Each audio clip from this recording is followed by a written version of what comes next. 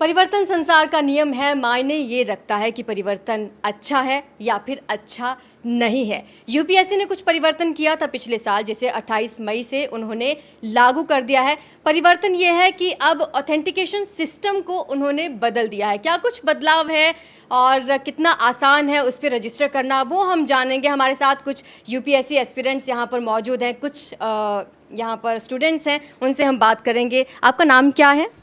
My name is Rezaul हक। रिजाउल हक, आपने ये रजिस्ट्रेशन किया इस पे जो नया ऑथेंटिकेशन सिस्टम आया है?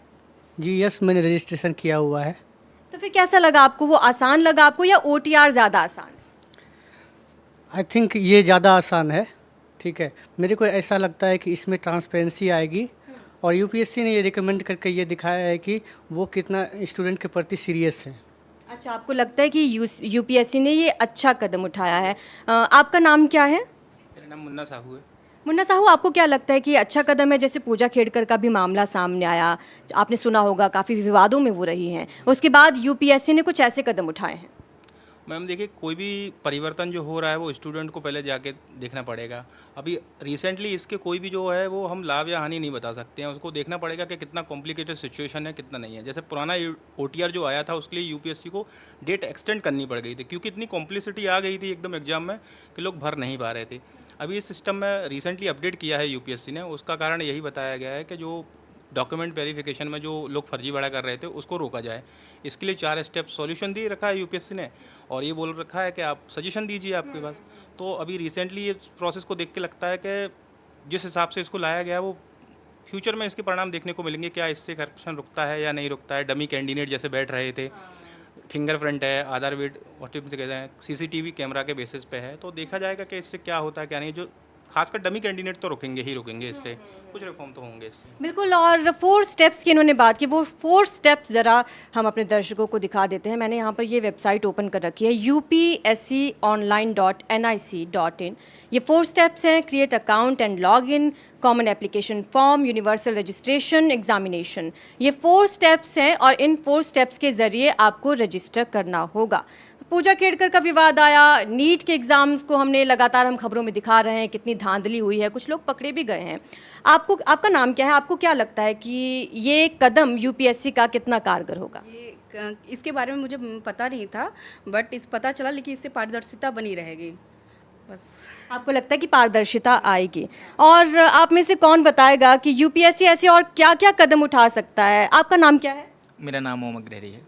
ओम, क्या लगता है यूपीएससी को और भी कदम उठाने चाहिए या फिर जो चेंज किया उससे कुछ पॉजिटिव इम्पैक्ट पड़ेगा? जी, आपने जैसा कि शुरुआत में कहा कि परिवर्तन प्रकृति का नियम है, मुझे लगता है सही बात है। लेकिन परिवर्तन जिसके लिए हो रहा है उसके लिए उस वर्ग को कितना क्या कहते हैं कि उससे फ़ायदा मिलता है, इस बात पे उसकी सफलता और असफलता निर्भर करती है। मुझे लगता है कि ये जो कदम उठाया यूपीएससी ने स्वागत योग्य है।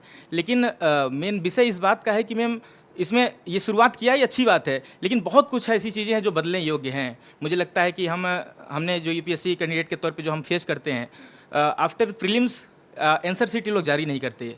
अगर हमें कुछ किसी प्रश्न पे आपत्ति है या किसी विषय पे आपत्ति है तो 1 साल के बाद, जब तक हम हमारा निर्णय हो चुका होता है तब तक तो आपत्ति भी नहीं लग पाती। हमें लगता है कि यूपीएससी को ये भी कदम उठाना चाहिए कि प्रीलिम्स के बाद जिस प्रकार से अन्य स्टेट आयोग ऐसा करते हैं कि क्या कहते हैं कि आंसर शीट जारी करते हैं जिसके आधार पर हम आपत्ति दाखिल कर पाएँ। क्योंकि बहुत सारे आपको पता है मैम कि यूपीएससी बहुत बड़ा एक अपने आप में एग्ज़ाम है, और वहाँ पे जहाँ पे 1 पॉइंट 2 पॉइंट से लोग खेला होता है, ऊपर नीचे लोग होते हैं हज़ारों की संख्या में। तो ऐसे विषय पे मुझे लगता है कि यूपीएससी को थोड़ा और ज़्यादा पारदर्शिता बरतने की ज़रूरत है। दूसरी बात ये तो रही आपके उसके सिस्टम की बात। दूसरी बात कि जिस प्रकार से आजकल आपने देखा होगा, सुना भी होगा कि एक आईपीएस थे जिन्होंने कान में ईयरफोन लगा करके, ऐसा कोई ब्लूटूथ था जिसके माध्यम से उन्होंने मतलब कि मेंस राइटिंग कर रहे थे, वो यूपीएससी में पकड़े गए। तो मुझे लगता है कि और भी बहुत ज़्यादा, क्योंकि अंदर से बहुत ज़्यादा चीज़ें बदल जाती हैं, बहुत ज़्यादा खेला हो जाता है, पता नहीं चलता। पूजा खेलकर का मामला आप हम सब के सामने है। मुझे लगता है कि बहुत ज़्यादा और भी स्ट्रांग पॉइंट उठाने की ज़रूरत है यूपीएससी को। और समय पर जिस प्रकार से लगातार उन पे आरोप लगते हैं, जैसे अभी ईपीएफओ का एग्ज़ाम हुआ था, बहुत सारे लड़कों ने आपत्ति जताई कि पेपर बाहर लीक हुआ था। बहुत सारों के पास प्रूफ भी था, लेकिन यूपीएससी इस बात को मानने के लिए तैयार नहीं था, क्योंकि यूपीएससी ये मानता है कि हमारे क्रेडिट, हमारे साथ पे किसी प्रकार का कोई प्रश्न चिन्ह न लगे, शायद इसलिए। लेकिन इससे ऊपर उठ करके छात्रों को भविष्य के आधार बना करके उसको इस बात का संज्ञान लेना चाहिए था, मुझे ऐसा लगता है। बिल्कुल बिल्कुल, बहुत ही सही बात बोली आपने। आपको क्या लगता है कि इससे पारदर्शिता आएगी? आप इस फैसले का कितना स्वागत करते हैं? यूपीएससी ने जो भी कदम उठाया वो मैं उनका स्वागत करता हूँ, बट मेरे को ये लगता है कि जो भी वो चेंजेस करते हैं उनको हर 3 से 4 साल में वो अपडेट करना चाहिए, क्योंकि जो आजकल फर्जीवाड़ा करते हैं उनको सारी चीज़ें मालूम हो जाती कि अब किस तरीके से मैं कर सकता हूँ। तो इसीलिए यूपीएससी को चाहिए कि हर 2 से 3 साल में इस तरीके का कदम उठाए ताकि वो अपडेट ना हो पाएँ जो भी फर्जीवाड़ा करते हैं। बिल्कुल, बहुत सही बात बोली आपने। ये जो ओटीआर था और ये जो न्यू सिस्टम है, आपको क्या लगता है कि न्यू सिस्टम में ये रजिस्टर करना आसान है या मुश्किल होगी जो ग्रामीण क्षेत्रों से लोग आते हैं, एस्पिरेंट्स आते हैं उनको? मैम, सबसे पहली बात है कि अगर हम पहले ओटीआर करते थे तो हमारे मोबाइल पे एक ओटीपी आता था, तो उससे हम लोग सारी चीज़ें वो जो ईजी हो जाती है। और सबसे बड़ी बात है कि जो गांव दूर दराज के बच्चे हैं वो ऑनलाइन प्लेटफॉर्म पे जाते हैं, भरते हैं, तो उनको कहीं कहीं दिक्कतें आती हैं इन सब चीज़ों में। पहले भी हमने देखा कि 10 से 12 लाख बच्चे जो फॉर्म डाले थे और उसने बहुत सारे फेस किया था, तो यूपीएससी ने डेट को एक्सटेंड किया था। अभी क्या है, ये नया सिस्टम है तो इसमें भी बच्चे कुछ फेस करेंगे, तो ये धीरे धीरे चेंजेस आएंगे तो धीरे धीरे बच्चों को पता चलेगा, तो हो सकता है ये अच्छा रहे बच्चों को। क्योंकि एक रिपोर्ट आई है उसमें बताया गया कि 92% बच्चे एस्पिरेंट्स जो इस पे रजिस्टर कर चुके हैं वो इसको फ़ायदेमंद बता रहे हैं, उनको लगता है कि इससे पारदर्शिता आएगी। आपको क्या लगता है? मैम, मुझे ये लग रहा है कि अभी तो ये स्टार्ट हुआ है, अब कुछ समय बाद इसमें जैसे भी कुछ टेक्निकल वो होंगे उसके बाद क्लियर आएगा कि क्या इसके परिणाम हो सकते हैं। अभी तो जस्ट यूपीएससी ने ऐसा किया है, जैसे हमें केवल दिल्ली के पर्पज़ से नहीं देखना चाहिए। जैसे एक भारत का सबसे सर्वश्रेष्ठ एग्ज़ाम है तो इसको हम गाँव से भी जोड़ के देख सकते हैं। गाँव में इसके कैसे लोग कर पाएंगे, क्या वहाँ के जो CSC सेंटर्स हैं क्या इतना इनेबल हैं, एक गाँव का बच्चा कैसे भरने में इसको चैलेंजेस फेस कर रहा है। तो ये सब मैटर इशूज़ हैं जो भविष्य में इसके बारे में पता चलेंगे कि क्या कितना सफल हो रहा है या सफल हो रहा है। आपने लॉगिन किया ये नए जो रजिस्ट्रेशन सिस्टम, ऑथेंटिकेशन सिस्टम आया? तो हमने लॉगिन नहीं किया है और अभी तो प्रक्रिया शुरू हुई है।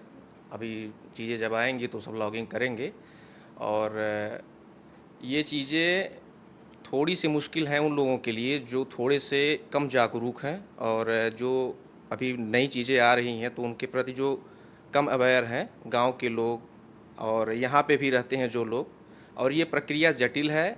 हाँ, यूपीएससी को ऐसे स्टेप्स उठानी चाहिए जो सुधार करते हैं और कर भी रही है।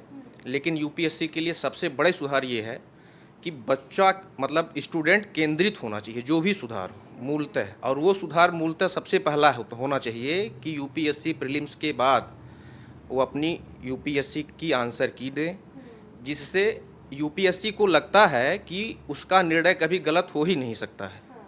ये कहीं ना कहीं वो खुद को इतना कॉन्फिडेंट मानती है कि हमारा हर निर्णय एकदम सही है। बच्चों को इसकी अपील की कोई गुंजाइश नहीं देती है कि आपसे भी गलती हो सकती है, ज़रूरी नहीं है कि आपसे गलती नहीं हो सकती है।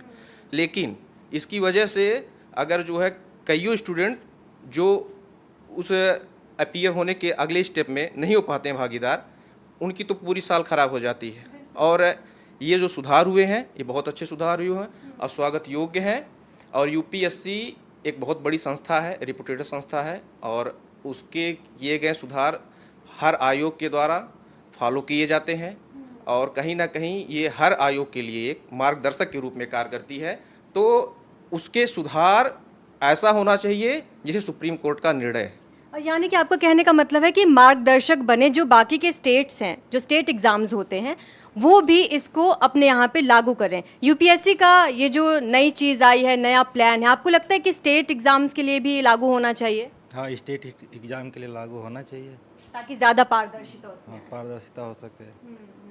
तो पारदर्शिता यहाँ पर मेन मुद्दा है। पूजा खेड़कर का मामला आया, नीट में जो धांधली हुई वो मामले सामने आए हैं। उसके बाद लगातार ये मांग हो रही थी कि किसी तरीके से ये ऑथेंटिकेशन को और कड़ा किया जाए। अब यूपीएससी ने 4 स्टेप्स का ये पूरा सिस्टम लागू कर दिया है। छात्र, हमने सुना, इसका स्वागत कर रहे हैं और छात्रों का ये भी मानना है कि ऐसे सुधार समय समय पर होते रहने चाहिए, क्योंकि जो एस्पिरेंट्स हैं वो बहुत मेहनत करते हैं। हम यहाँ पे जब लोगों से मिले आप देख सकते हैं कि किस तरीके की व्यवस्था में वो पढ़ाई करते हैं, रहते हैं, मेहनत करते हैं खूब। और अगर धांधली होती है, कोई फर्जीवाड़ा करता है, उनकी सीट ले जाता है, तो दिल पर क्या गुजरती है ये आप लोग समझ सकते हैं। कैमरा पर्सन मुकेश कुमार के साथ आरजू साई, NDTV इंडिया।